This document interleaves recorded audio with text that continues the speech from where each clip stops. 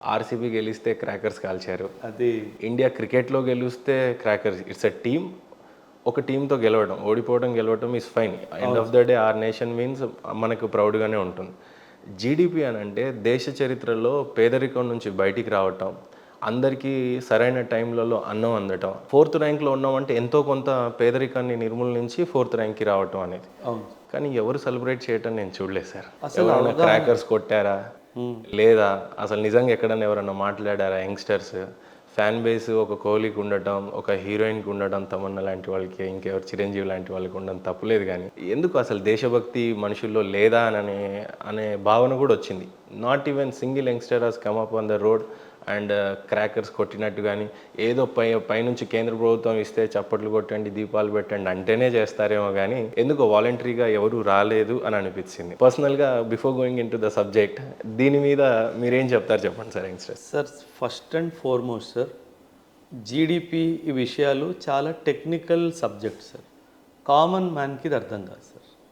Common మ్యాన్కి cricket అర్థమైపోతుంది, కానీ GDP అంటే ఏంటో అర్థం కాదు. గ్రాడ్యుయేట్ చదివినా సరే జీడిపి అంటే ఏంటో yes తెలియదు. that true. అంటే మీరు అన్నట్టు మీరు లాస్ట్ 10 years చూస్తున్నారు. బ్రిటిష్ వాళ్ళు 1947లో మనల్ని వదిలేళ్ళారు సార్. అవును. వాళ్ళు వచ్చినప్పుడు India was contributing almost 25% of the world GDP. అంటే almost number 1. 25%, obviously 25% of the world జీడిపిని తీసుకెళ్ళి 1947 వరకు 1%లో వదిలేశారు సార్. అంటే మన ప్రయాణము గత 75-76 సంవత్సరాల్లో from zero to hero sir. అంటే ఈరోజు 4th పొజిషన్లో ఉన్నాము. 4th పొజిషన్లో $4 trillion మనము క్రాస్ చేస్తున్నాం సార్. $4 trillion చాలా పెద్ద నంబర్ సార్. అండ్ బై 2028, నేను ఈరోజు 2025 కదా సార్, 2028 లోపల మనము 3rd largest అయిపోతాం GDP. By any chance you are pro to BJP or what? లేదు, జస్ట్ నేషన్ని ఉద్దేశించే చెప్తున్నారు. నేను ఓన్లీ బుక్స్, ఫిగర్స్, హిస్టరీ దాని డైమెన్షన్లో చెప్తున్నాను సార్. ఇది ఖచ్చితంగా జరుగుతుంది సార్. మన ముందు ఇంకా జర్మనీ ఉంది. మనం జపాన్ని దాటి 4వ పొజిషన్కి వచ్చాం సార్. జర్మనీ మనకు ముందుగా ఉంది. జపాన్తో పాటు ఉన్నామని చెప్పొచ్చా, క్రాస్ చేసాము అని చెప్పొచ్చు? ఆల్మోస్ట్ క్రాస్ అయిపోయింది. ఓకే, అయిపోయింది. అందుకే 4th పొజిషన్లో వచ్చాం సార్. మన ముందు అమెరికా, చైనా, జర్మనీ ఉన్నారు sir. So Germany by 2028 end లోపు జర్మనీని కూడా మనం క్రాస్ చేసేస్తాము అని అంచనాలు ఉన్నాయి సార్. ఓకే, ఇది నా వ్యక్తిగత అభిప్రాయం కాదు. I'm talking out of research document. So ఇదేమి గవర్నమెంట్కి పొగుడుతూ అన్నట్టుగా కాదు sir. This is going to happen. కాకపోతే మనకి చైనాకి చాలా గ్యాప్ ఉంది సార్. సో సార్ ఇంకో విషయం ఏంటంటే, మనం చైనాతో కంపేర్ కూడా చేసుకోకూడదు సార్. అది చాలా పెద్ద తప్పు. ఎందుకంటే China is not a democratic country sir. మన దేశంలో ఒక ఇండస్ట్రీ పెట్టాలంటే ఎన్ని పర్మిషన్లు, ఎన్ని చుట్లు తిరగాలి ఆఫీస్కి. చైనాలో అలా కాదు సార్. చైనా ప్రభుత్వానికి, చైనా ప్రజలకి మధ్యలో ఒక ఒప్పందం ఉంది సార్. యాక్చువల్లీ మీ ప్రజలు కూడా, మీ ఆడియన్స్ కూడా ఇది చాలా క్లారిటీ తెస్తుంది. ఎందుకు అంటే చైనా ఏమంటుందంటే సార్, సింపుల్, వాళ్ళ ప్రజలకి నేను నీకు ఫుడ్ ఇస్తా, నేను నీకు ఉద్యోగం ఇస్తాను, నేను నీ హెల్త్ చూసుకుంటాను, నీకు ఎడ్యుకేషన్ చూసుకుంటాను, నేను ఏం చేసినా నువ్వు నోరు తెరవడానికి వీలు, ఇది నాకు వదిలే, అంతే. సో అక్కడ డెమోక్రసీ లేదు సార్. ప్రభుత్వం ఏం చేసినా సరే ప్రజలు దాన్ని ప్రొటెస్ట్ చేయడానికి వీల్లేదు సార్. సో ప్రభుత్వానికి ఒక క్లీన్ స్లేట్ దొరికింది సార్. అక్కడ కోర్టులు కంట్రోల్లో ఉన్నాయి, జనాలు కంట్రోల్లో ఉన్నారు. ఇంకా విచ్చడివిల్గా చేసుకోవచ్చు కదా సార్. ఇక్కడ మీరు తెలుసు, ఒక ఫ్యాక్టరీ పెట్టాలి, ఒక ఇండస్ట్రీ పెట్టాలంటే ఎన్ని పర్మిషన్లు కావాలి, పర్మిషన్స్ కావాలి, ఎన్విరాన్మెంట్ క్లియరెన్సెస్ ఎన్ని కావాలి. అక్కడ ఇలాంటివి ఏం పైగా కోర్టు కూడా జోక్యం చేసుకుంటుంది. అవసరం అయినప్పుడల్లా కోర్టు కూడా జోక్యం చేసుకుంటుంది. ఇంకా ప్రతిపక్షాలు కేసు వేసినప్పుడు ఖచ్చితంగా దాన్ని ఆపాల్సిందే.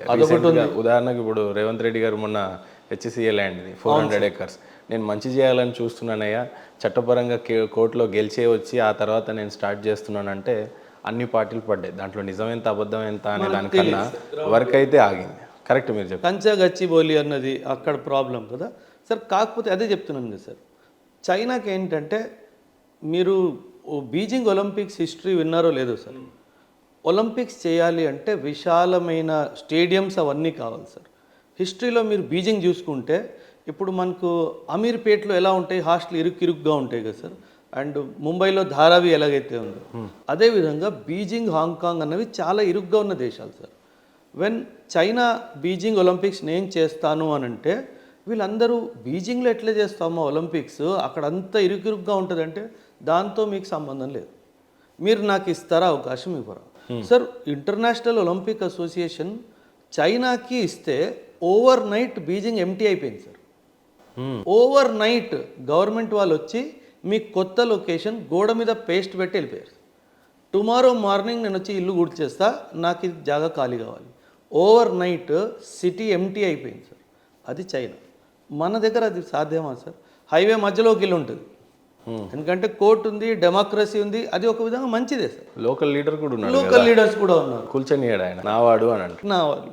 సో ఆ డైమెన్షన్లో మనం చైనాతో కంపేర్ చేసుకోవడానికి లేదు. సో మనకి చైనాకి గ్యాప్ ఇంకా పెరుగుతుంది తప్ప జీడిపి విషయంలో అది తగ్గే అవకాశం అయితే ఖచ్చితంగా లేదు. సో మనం అలా థర్డ్ పొజిషన్లో అలా ఉండిపోతాం. థర్డ్ పొజిషన్ మనం ఎదుగుతాం, కానీ చైనాని బీట్ చేయడం అనేది మనకు సాధ్యం కాకపోవచ్చు. అంటే చాలా లాంగ్ రేస్ ఉంటుందంటే రేస్ అని కూడా కనీసం టచ్ చేయగలం. ఇప్పుడు జమ్లీ ఎలక్షన్స్ అంటున్నారు, వన్ నేషన్ వన్ థియరీ అంటున్నారు. బహుశా ఇవన్నీ ఆ కాంపిటీషన్ కోసమే ముందస్తు ప్రణాళికలు నరేంద్ర మోడీ గారు చేశారనొచ్చా? రెండవది, చాలా రాష్ట్రాల్లో ఎలక్షన్స్ ఎప్పుడు పడితే అప్పుడు వస్తున్నాయి కాబట్టి డెవలప్మెంట్కి అడ్డుగా ఉన్నాయి, స్కీమ్స్కి అడ్డుగా ఉన్నాయి, చట్టాలకి లోబడి ఉండాలి. కాబట్టి మనం ఖచ్చితంగా జమ్లీ అయితేనే కరెక్ట్. గతంలో కూడా జరిగినాయి అని అన్నారు, కాంగ్రెస్ హయాంలో 2-3 టైమ్స్ జరిగినాయంట. వన్ నేషన్ థియరీ అనేది ఎక్కువగా మాట్లాడుతున్నాడు. ఇప్పుడు రేషన్స్ దేశవ్యాప్తంగా వన్ నేషన్ వన్ రేషన్ చేశారు. అండ్ ట్యాక్సేషన్ కూడా వన్ నేషన్ వన్ ట్యాక్స్ అనే చెప్పారు. ఈరోజు వన్ నేషన్ వన్ ఎలక్షన్స్ అని అంటున్నారు. ఈ అన్నీ కూడా నిజంగానే చైనాతో కాంపిటీట్ చేయడానిక, ఎకానమీలో మనం ఉన్నాము, ఈ కాంపిటీషన్ రేస్లో ఉన్నాము వాళ్ళు గ్రహించి చేస్తున్నటువంటి ఇదా?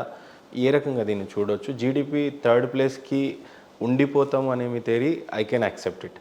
బట్ ఫ్రమ్ 10 to 4th ప్లేస్కి వచ్చాము. అది ఎట్లాంటి వనరులను వీళ్ళు యూజ్ చేసుకున్నారు అంటే త్రూ ట్యాక్సేషన్నే compulsory all nations will move forward. But ఆ ట్యాక్సేషన్ని పెంచుకునే పద్ధతులు జనాలకి యూజ్ అవ్వకుండా, ఇన్ఫర్మేషన్ పెరగకుండా, రేట్స్ ద్రవ్యోల్బణం అన్ని దృశ్యాన్ని పెట్టుకొని చేసేటువంటి ఎకనామీ. ఫ్రమ్ 10 నరేంద్ర మోడీ హయాంలోనే 10 నుంచి 4th వచ్చింది కాబట్టి ఇలా మాట్లాడాల్సి వస్తుంది. Not about party but we are a nation.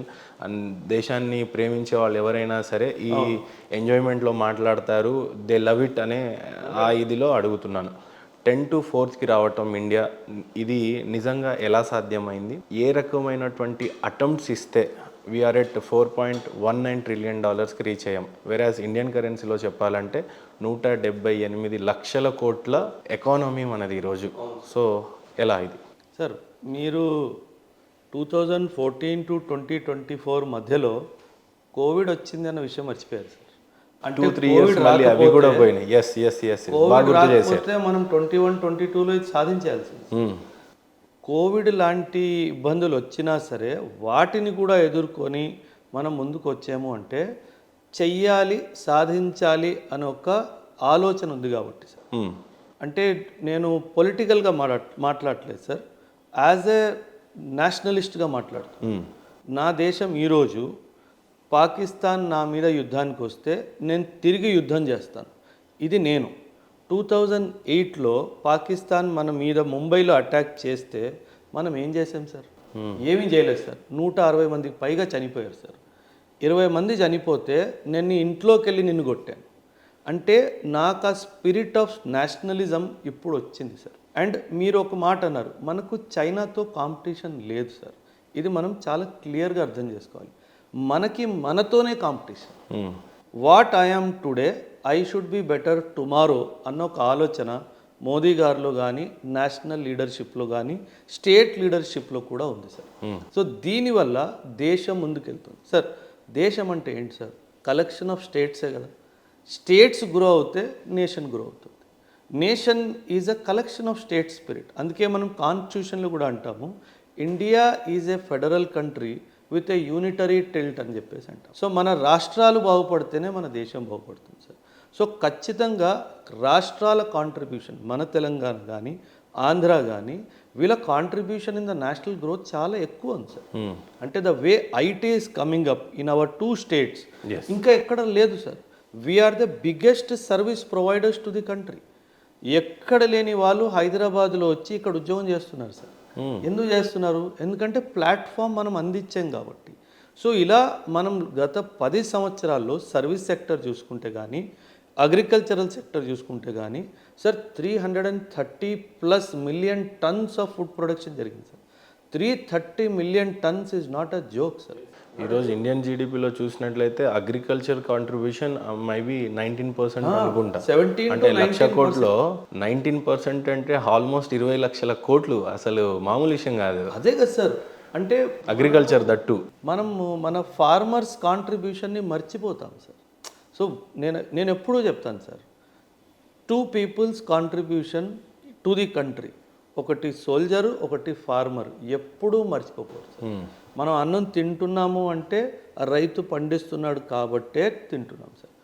కోవిడ్లో కూడా రైతు ఇంట్లో కూర్చోలేదు సార్, పొలానికి వెళ్ళి ప్రొడక్షన్ చేసాడు కాబట్టే మనం అందరం తిన్నాం. డాక్టర్ల రోల్ ఉంది, మిగతా వాళ్ళ అందరి రోల్ ఉంది, ఫస్ట్ రెస్పాండర్స్ రోల్ ఉంది, కానీ రైతు రోల్ ఎంతో పెద్దది సార్. సో ఖచ్చితంగా ఎప్పుడైనా సరే మనం ఫార్మర్ని, సోల్జర్ని అంటే మనం అనవచ్చా సార్, ఇప్పుడు మన జీడిపి ఎకానమీ చూసినట్లయితే $14.19 ట్రిలియన్ అని అన్నాం కదా, అంటే $4.19 ట్రిలియన్. ఈ కాంట్రిబ్యూషన్లో ఎక్కువగా జిఎస్టీని అని చెప్పవచ్చా? ఒకటి.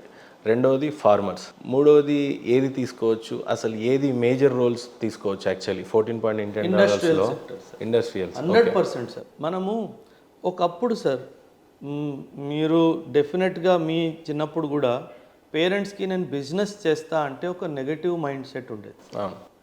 బిజినెస్ మంచిది కాదు, job is the security, job is the safest. A parent అయినా అదే చెప్పేవాళ్ళు. ఎగ్జాక్ట్. ఇప్పుడే ఎంటర్‌ప్రెన్యూర్స్ అనే పదాన్ని కూడా నేను వినడం. ఎగ్జాక్ట్.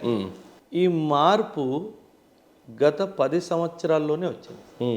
ఇప్పుడు మనం ఒకప్పుడు చిన్నప్పుడు మీరు కూడా వినే ఉంటారు, చదవకపోతే నాశనం అయిపోతావురా అని చెప్పేవాళ్ళు పిల్లలు, పేరెంట్స్. అడుక్కు తింటావురా అని కూడా చెప్పేవాళ్ళు. ఇప్పుడు చదువు ఒక్కటే అవసరం లేదు, బతుకు తెరువు తెలిసి మంచి తెలివితో కష్టపడి బిజినెస్ చేసుకున్నా సరే బతుకొచ్చు అని చాలా క్లియర్గా వచ్చేసింది సార్. సో ఇది ఎందుకు జరిగింది అంటే లాస్ట్ 10 ఇయర్స్లో మన దేశ ప్రభుత్వము, మన రాష్ట్ర ప్రభుత్వాలు ఆంటర్‌ప్రెన్యూర్స్కి ఒక హెల్పింగ్ హ్యాండ్ ఇచ్చి, ప్లాట్ఫామ్ ఇచ్చి, మీరు బిజినెస్లు చేయండి, ఎంప్లాయ్మెంట్ వస్తుంది, జీడిపి పెరుగుతుంది, ట్యాక్స్ రూపంలో గవర్నమెంట్కి ఆదాయం వస్తుంది అన్న ఒక పాజిటివ్ యాటిట్యూడ్తో ఒక ప్లాట్ఫామ్ ఇచ్చారు కాబట్టే ఇదంతా జరుగుతుంది సార్. లేదంటే జరగదు కదా sir. Is of doing business index అని ఒక ఇండెక్స్ ఉంటుంది సార్. అందులో మనము 2010 నుంచి ఇప్పటి వరకు ఎంతో ఎదిగాం. బట్ ఫర్ సమ్ రీజన్స్ ఆ ఇండెక్స్ని ఆపేశారు, కానీ మనం చాలా మంచి పర్ఫార్మెన్స్ అందులో చూపించాం సార్.